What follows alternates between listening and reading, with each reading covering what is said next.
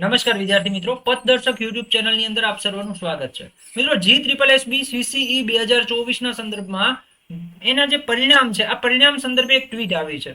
તો આ ટ્વીટ સંદર્ભે આપણે ચર્ચા કરવાના છીએ. તો ફટાફટ વિડીયોને લાઈક કરી દો અને ચેનલની અંદર જો તમે નવા છો તો ચેનલને સબસ્ક્રાઇબ કરી દો. આ જે અપડેટ છે એ આજની જ છે, એટલે કે 13 તારીખની જ છે. ઓકે, તો એ સંદર્ભે આપણે ચર્ચા કરવાના છીએ. રિઝલ્ટ રિલેટેડ છે કે રિઝલ્ટ ક્યારે સંભવિત આવી શકે છે.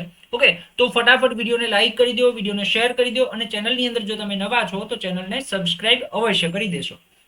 એ ઉપરાંત વોટ્સઅપ ગ્રુપ આપણું છે, ડિસ્ક્રિપ્શન બોક્સની અંદર તમને એની લિંક મળી જશે અને આ લિંક દ્વારા તમે વોટ્સઅપ ગ્રુપ જોઈન કરી શકો છો.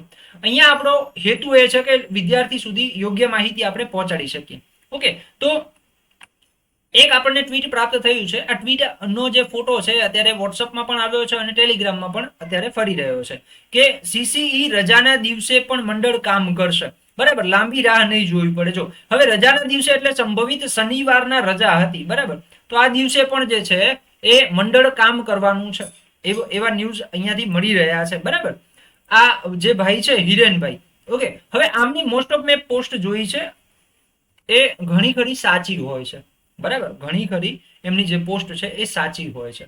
ઓકે, એટલે એ હિસાબે આપણે જોતા જે છે એ આપણે એવું માની શકીએ કે સંભવિત સોમવારે સાંજ સુધી કદાચ રિઝલ્ટ આવી શકે. સોમવારે સાંજ સુધી રિઝલ્ટ આવી શકે અથવા તો કાલે સાંજે આવી શકે.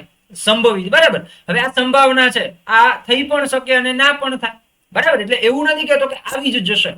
બરાબર, પણ મંડળ જે છે એ રજાના દિવસે પણ કામ કરી રહ્યું છે. ઓકે, એટલે કદાચ કાલે રજા હતી એવું જાણવા મળ્યું હતું. બરાબર, અને રવિવારે પણ રજા છે.